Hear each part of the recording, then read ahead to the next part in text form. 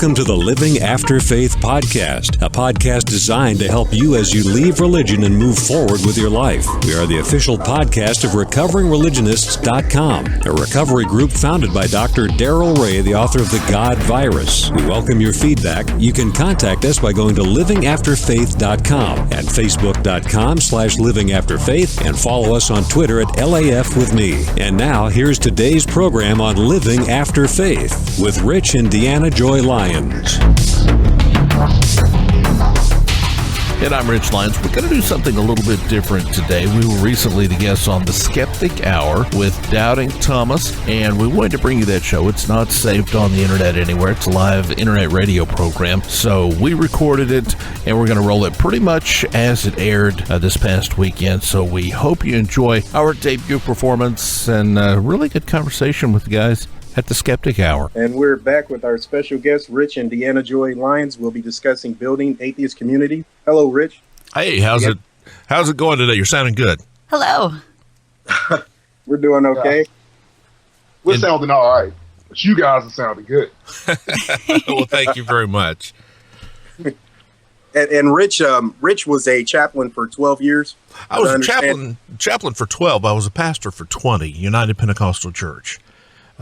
In the deep south, the part of Texas that kind of looks like a neck going up, if you can just kind of visualize that, I would be from the left armpit in deep east Texas, called Marshall, Texas. And the whole analogy works pretty well with that. So, yeah, that's where left armpit of Texas, kind of, the moist, smelly. Yeah, only of interest to fetishists, Unpleasant, hairy. That's where I was from and pastored 20 years there. Is that the part of Texas that Rick Perry is from? Rick is from Austin, which is about 4.5 hours south of Marshall, which is where I was from. So, it's interesting. I noticed you guys talking about Rick Perry. Did you know that he cut 75% of the firefighting budget this year to balance his budget? And you wonder why the state is burning down right now. It's because they don't have apparatus or people to fight those fires. I mean, yeah, they've got the drought thing going on and praying for rain really isn't working there. But other than that, the fact that he just gutted his ability to fight fires and thinks prayer is going to be the answer to that. That's, they never seem to realize the detriment of doing that when they're all on this cut thing. Until they actually have a problem. But then I guess he didn't realize it either because they tried to pray for rain instead of getting some fire trucks out there. So, I don't know. Yeah, helicopters are a lot more effective. I mean, yeah, their answer is going to come from above, but it's going to have a whirling blade above it, not a halo on top. Hey, all right. I think they got hit in the face with reality when they came crawling back to the White House asking for aid. So that's funny, though, yeah. But the funny thing about it is, they're asking for aid, and they come back to reality, but they won't do it publicly. Like he's still on the debate. He's still talking about creationism versus evolution, and I mean, it's still things that they never say to their base, to their constituency. Yeah. Oh yeah, that prayer thing didn't work. And the whole time he's talking about the Texas miracle, how they created all these jobs. Number one, you have almost all of the nation's refining capacity and the nation's oil production capacity right there in Texas. The largest corporation in the world is ExxonMobil, which made the largest profit of any company in the world this past year, producing oil primarily in Texas. If you can't have a good economy in Texas with a oil-based society like we have right now, I mean, someone with a single-digit IQ can manage a good economy in Texas. But under Rick Perry, they've managed to trade off a lot of their upper-end tech jobs, and he's right. They have created a ton of jobs, specifically a ton of minimum wage part-time jobs that are poverty-level jobs. So what he's done is traded off a bunch of good living jobs and created a new standard for poverty, which, if that's a miracle, I don't need a miracle. Yeah, I don't want that translated throughout the rest of the country. Yeah. and quit praying for solutions. Get off your butt and do something. But right. You know, if I screwed up as bad as Rick Perry had in Texas, I'd be praying too. Well, please don't fire me. Hail Satan, star of the morning. No. Yeah. He's praying one. That's what it is. Right. And Deanna, what's your background now? From listening to your podcast, I remember I was telling Rich, the very first podcast I listened to on the Living After Faith blog was Innocuous Religion. Uh-huh. And I believe you were saying that you were atheist or left religion long before Rich had. Is that true? Yeah, it's true. I grew up in a household where my family, you know, my mom mostly thought that she had to take us to church for us to be good. My dad, I think, would probably describe himself as an atheist if he stopped to think about religion for a moment. But, you know, he had always had a ton of like Asimov and Carl Sagan and stuff all on around the house. There were always tons and tons of books. He was big into science. And so I remember being about like 9 years old or so and sitting in youth group in church and going, I don't know why I have to be here. I mean, there's no such thing as God anyways, you know, and that kind of off and on happened throughout my life. And one of my more changing religious moments was, and I think I talk about this in the episode where Candace Gorham and I have a long conversation. I think it's a Living After Faith episode 13, something like that. Anyways, we talked about, I ended up in an evangelical Christian household when I had some family problems and ended up in the foster care system. And these people, you know, I was told, you know, you don't have to go to church with them, but they're very, you know, they're really Christian. So you're going to go live with them. They're really great people. And my first real big example of Christian hypocrisy was when they screamed at me when I wouldn't go to church with them on Sunday. And threatened to send me back to the cockroach-infested crack whore house that I had been staying in previously.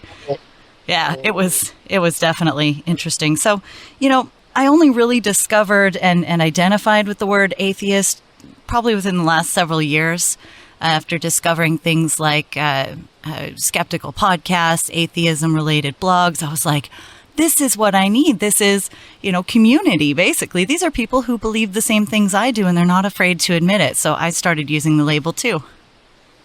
Huh. And the episode numbers on the Ebony Exodus episode was episode 26. 26, yeah. Yep. It's where we speak with Candace, or Deanna actually talks with Candace, and quite an interesting interview. We had a good time. Yeah. You'll hear words that are dirty. Excellent. You like words on this stuff. You know, the one podcast that really caught my attention after I found out about you guys was the Too Fucked Up to Fuck. That is one of our most popular episodes, and we debated whether we should even go into that, but a large part of the PTSD that I suffered coming out of religion, and a large part of where my life was really fucked up, had to do with sex, because of all of the sexual restrictions, all of the hyper-sex charged atmosphere of religion, all of the rules and regulations that are based totally arbitrarily on what a bunch of sheep fuckers that were in the wilderness thought would be good, you know. I really think that's why they believed, you know, that Satan was half goat, because the guy in the next camp had a relationship with a goat. But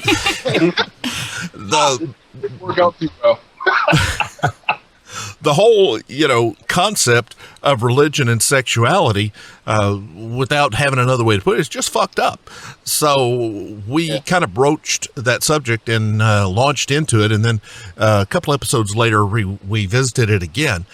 And it's amazing how many people have written us, called us, text, different ways that they communicate with us and say, you know, I thought I was the one who was just fucked up. And when I hear what you went through and hear how you're dealing with it, it gives me hope that I can have a normal life. We had one person contact us just recently who had just assumed he was asexual all his life because of religious hangups and the fear associated with sexuality. And after listening to us, after examining himself, had has now become out of the closet as bisexual and actually is enjoying a life that involves love. Yeah, love and sex with people. And when you realize that that's such a large part of humans and who we are and how religion tries to control that, you understand, if I can control what a man does with his penis and what a woman does with her vagina, what else? I mean, is there anything else I have to control? Right. You know, I control that person. And I think that that's probably consciously not on the mind of every preacher out there, but subconsciously it is a huge, powerful way to control people.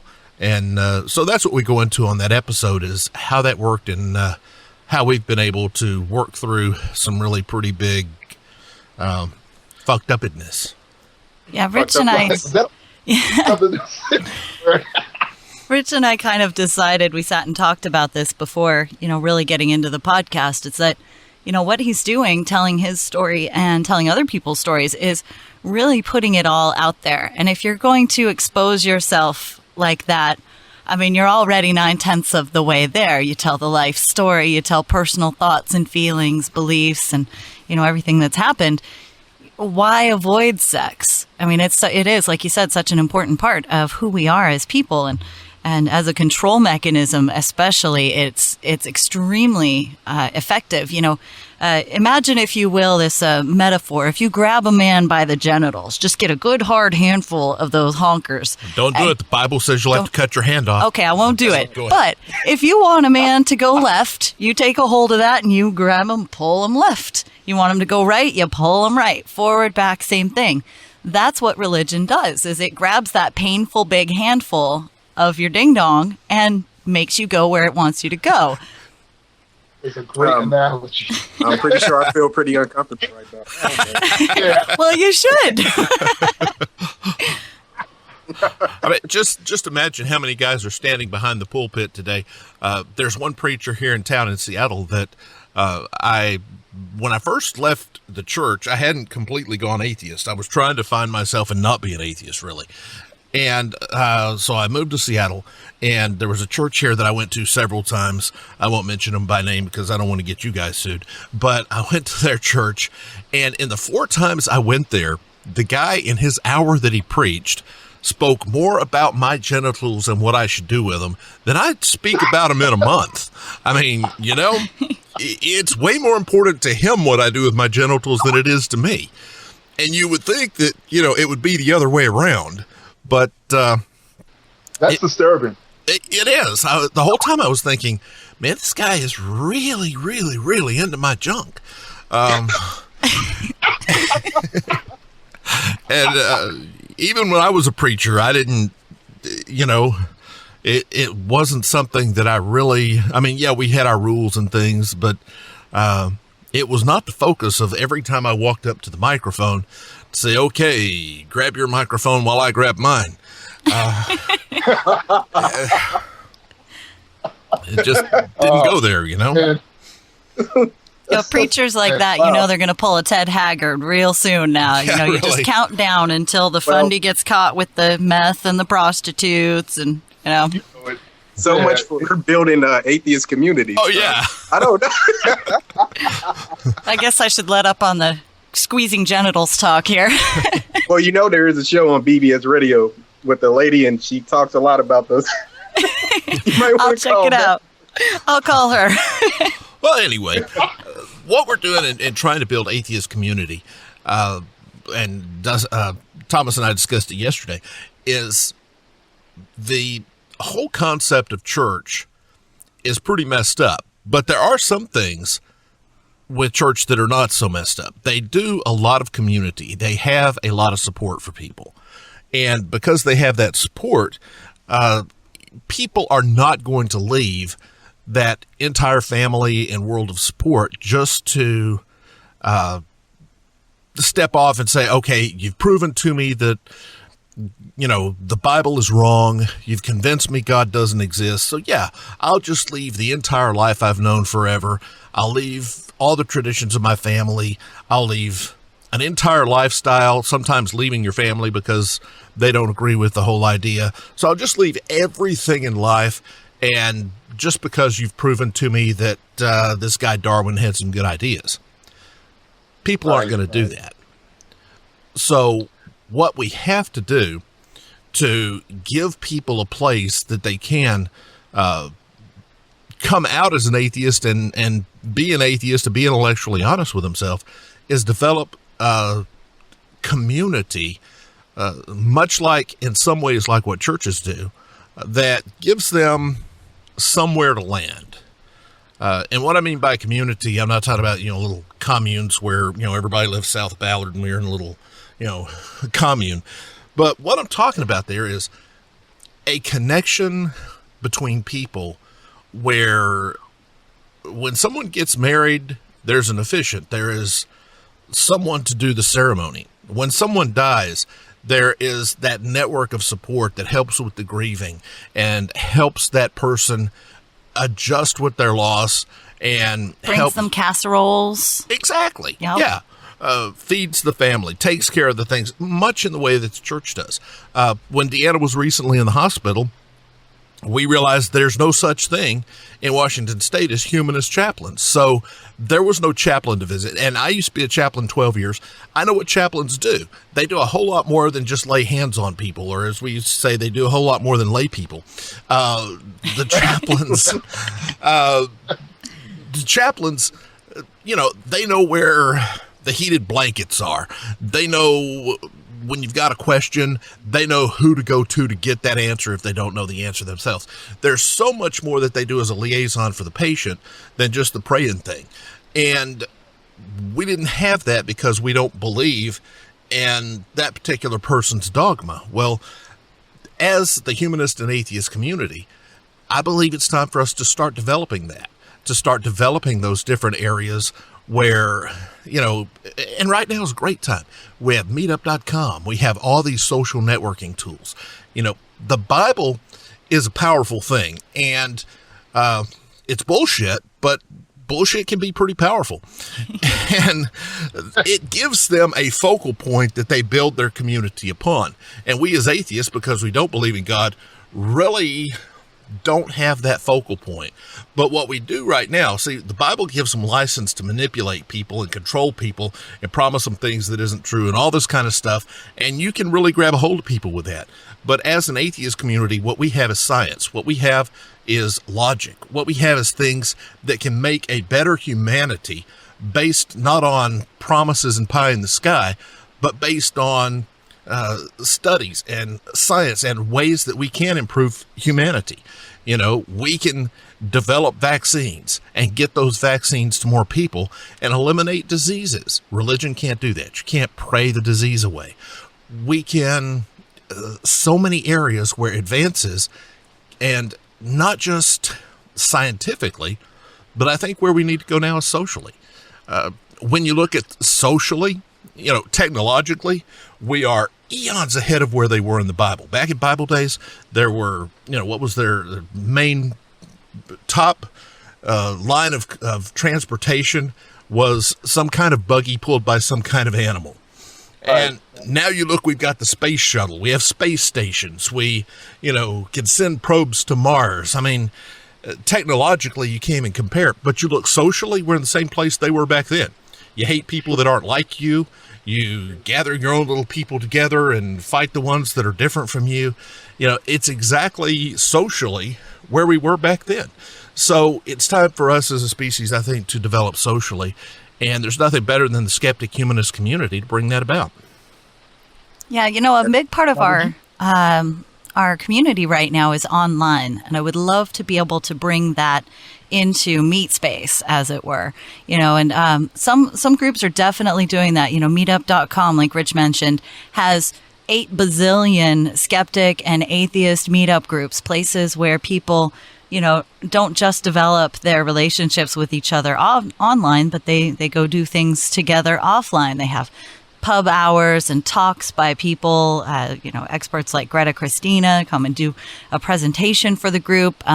Just recently, Seattle Atheists did a river rafting trip where they all got, inner tubes, and they went floating down the river, that kind of stuff. And those are the kind of things that churches normally do. You go to church and somebody comes and speaks, or you go with the church ski group, or you go with the church youth group, you have a picnic, whatever. And that stuff is starting to happen. There's also a lot of groups like xchristian.net, which is all about providing support to people who are leaving Christianity. And I've no doubt that there are people on there who know each other in real life, because it's such a big online board. So many people can go, oh my gosh, you're in Seattle too? Great, let's get together and have a beer. Right. There's projects like Vicki Garrison's Take Heart project. She runs the No Longer Quivering.com blog, which is about, ex-women from the patriarchal quiverful movements. And the Take Heart project, she's assembling information for people who are leaving, things like, psychological information. So these people can give that information to their friends and family, to their psychiatrists or their therapists, so there really is like a storehouse of all that information to kind of help people leave. And that's what we're trying to do with Living After Faith is, just by telling our stories and all of the people who we interview stories, we end up making people feel like, oh my gosh, I'm not alone. There are people like me. They've been through what I've been through. And even that little bit helps. But, we're also able to extend that help to more real life situations. We recently got an email from someone who, I can't remember where he lives, but he wants to move to the Seattle area. Yeah. And he was asking us, do you have any ideas like, how I can find someone to rent a room from, or, I don't have very good credit. So, if you know how to find, housing or apartments that would rent to me. And he's in the closet about his non-belief, so he has to keep it on the down low. And we started recommending and telling him our experiences renting and got in touch with some friends. That's the kind of real life help that we atheists can give to each other. And, we are creating community little by little. I think the next step, though, a big ass building. Uh-oh. I think I was talking to Rich yesterday and telling him a lot of those things we definitely need, but the greatest asset in the atheist community is the one that kills us the most. It's our atheists are like herding cats. We don't want to be followers or group together with everyone. We kind of scatter and do our own thing, but we have to find something common to come together on, like religion does. Well, have the same outlets where people can be comfortable to come out, where they know to be another support system. Where I think that's going to come from, you're right. See, the Bible is that thing that Christianity, the Quran is that thing that Islam can gather around and say, this is our common thing. It's awfully hard to do that when the only common thing we have is that we don't believe something. But what we can do is focus on some things that we as humanists do believe. I believe in humanity. I believe that there is no God to help humanity, so humanity has to help humanity. So I believe that we can build on the concept that we understand that as humans, we're going to have needs. I also understand that as a human, you're going to have needs. So the only way that logically I can expect to have help when I have needs that I can't accomplish myself is if I'm willing to invest and help others when they have needs that they can't meet in themselves. So what it is, it's simple logic. It's simple understanding of what humanity is.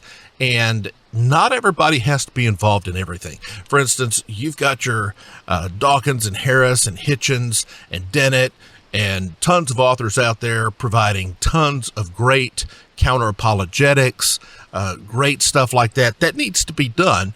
But it'd be pretty foolish for me to jump into counter-apologetics at this point, as good as they are. And how would I even begin to speak on evolution on a level with Dawkins? I mean, I struggle to understand what he's got in his books, so I couldn't have that conversation. But I am involved in, or have been involved in, the Christian social end of things for a long time. So that's where I should go. So you do need the counter-apologetics people. You do need the people out there, who are suing all the little schools who insist on having prayer before football games and stuff like that. They need to be sued. They need to be made to follow the laws of the land. They don't get the privilege of being able to say, freedom of religion as long as it's mine. So there is a branch that needs to do, and FFRF and American Atheists, they're doing a great job with that. They are fighting that fight and doing a great job of it. So what I foresee is people playing a bigger role in the area that fits them the most. When we talked to David Silverman on our podcast, he said he believes that the biggest group of atheists is not the activists. It's not people who are out. It's people who are still on church pews, and if we're going to be able to get those people to be comfortable to be the atheists that they really are, there's going to have to be social development that takes place as well. So I think as a movement, we're doing a great job in a lot of areas, but there's some areas that we can really step up and raise things to another level. I agree. I definitely agree with that. And also I want to ask, since you guys are in Seattle, that's a big place for free thinkers. What type of programs do you guys see in Seattle that other places around can start to put together themselves? Well, there are a lot of groups here that are, atheism and skepticism based. So that is a fantastic place, of course, for community. We have groups like the Humanists of Washington. They've been around forever. Seattle Atheists and Tacoma Atheists have their own groups, as well as the Eastside Atheists and Agnostics. Auburn Freethinkers Society, all of these just within, 20, 30 miles of Seattle. I'm sure there's some I'm forgetting. And, that, of course, is a big place to start. Some of them are just, social meetup groups, and some of them are, actual whole nonprofit organizations. And, I think a lot of people, they go, God, I want a group of people. I want a meetup full of skeptics and atheists. And how do I find that? And they look around and they don't see one, and they miss the very obvious conclusion. You can start one. Yeah. It's something like $19 a month to have a meetup group, cheaper if you pay for a few months at a time. You can ask your members once you have them to, chip in a $5 here and there, and, schedule social hours, find speakers. A lot of people will come and just do this for free. Yeah. Seattle Skeptics, I know, doesn't really have a budget, and they have people like Ben Radford came and spoke with them. I think they chipped in for airfare, possibly, and hotel, but, things like that. It's so easy to just suggest something, or, with a recent, we were sitting around talking with people about, they said, well, I want to go to these meetups, but, I can't go to the bar with kids, or I, can't do it on a weeknight, or I can't do it on a weekend. And, everybody's talking about scheduling and how, I can't afford to do this. And, the suggestion is so easy to make. You just send a note to the organizers and go, hey, I want to meet up with people at this place, and let's try for this time. And they'll schedule it for you, and you can all just show up. It's not such a formalized thing to gather a group of people together now. It's very easy to just throw something up on the web, get a Facebook event together, whatever, and everybody can have that community. One thing that, just an example of how you can do it, a good friend of ours, Scott, hosts a meetup at the blood bank, and he is probably given more gallons of blood than a human ought to be allowed. I mean, he has never missed a chance to give blood, but he encourages other people to do it. And here you've got all these atheists who are giving blood. You say, well, what does that have to do with atheism? Absolutely nothing, and that's why it's so beautiful. Because we don't have to be everything centered on the fact that we're atheists. We have lives. And giving blood is something that helps everyone, helps the whole society. So when the blood banks are running short and having, that critical time when they need blood, who they call this atheist guy and say, can you get any of your people to come in and give blood? I mean, that just in a very non-confrontational, just openly giving to society automatically raises the view of atheism.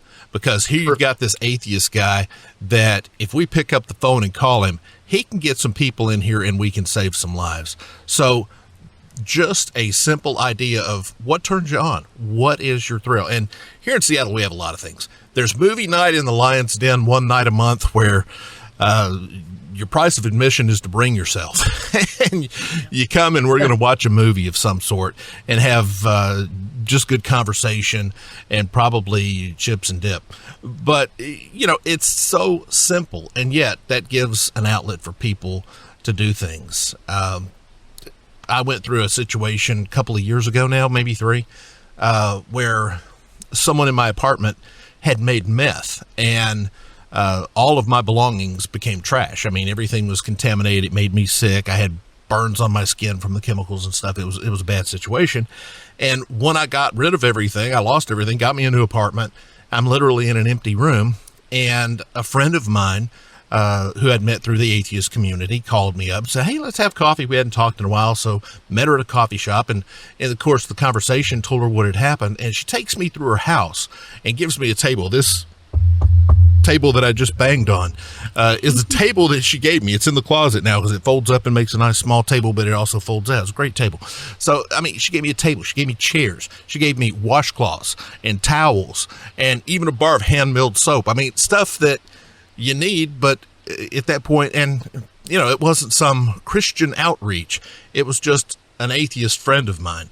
And that's the kind of supporting community I'm talking about. When someone in the community and the Christian community needs help, the Christian community comes around.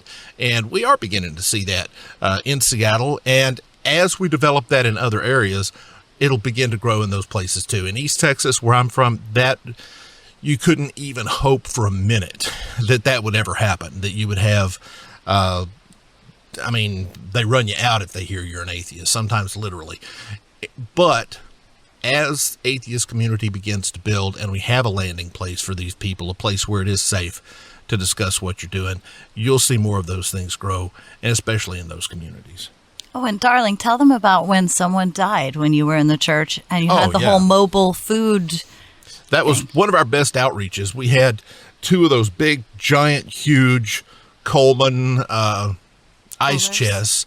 We had a cart that had plates and knives and forks and spoons and everything you could think of. We had 2 commercial coffee brewers, the big Bun coffee brewers. We had this entire kit.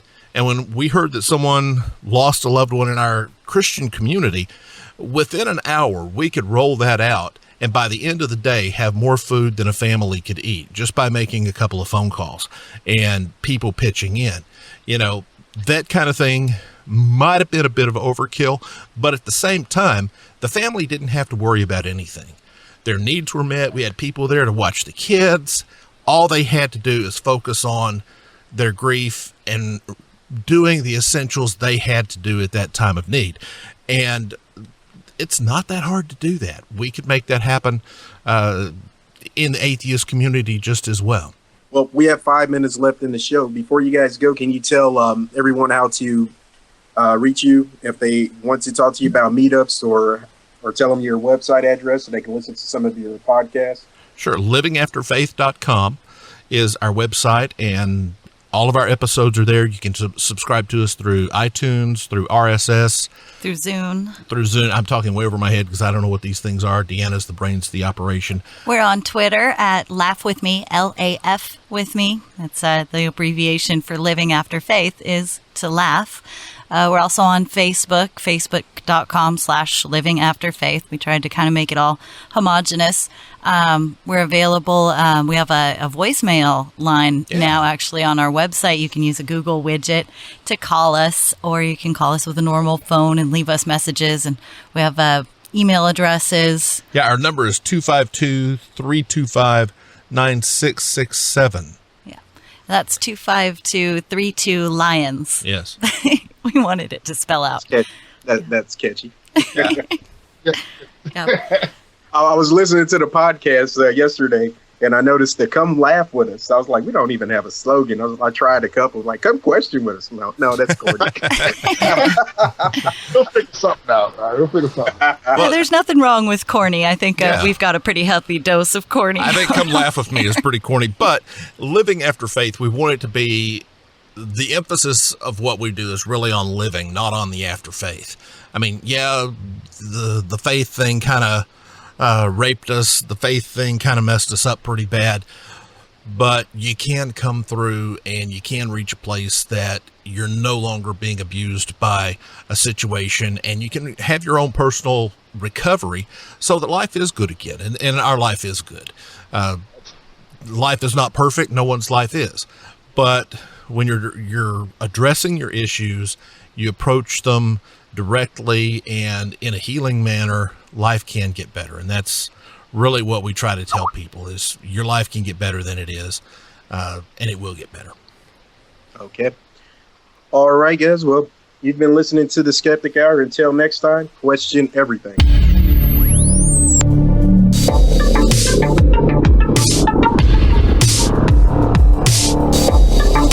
Thank you for listening to the Living After Faith podcast with Rich and Deanna Joy Lyons. Living After Faith is a podcast designed to help you as you leave religion and move forward with your life. We are the official podcast of RecoveringReligionists.com, a recovery group founded by Dr. Darrell Ray, the author of The God Virus. The music for this show is provided by Morrison's Prophecy. See livingafterfaith.com for a link to more music from Morrison's Prophecy. We welcome your feedback, and you can find phone numbers and email addresses at livingafterfaith.com, at facebook.com/livingafterfaith, and follow us on Twitter at LAF with me.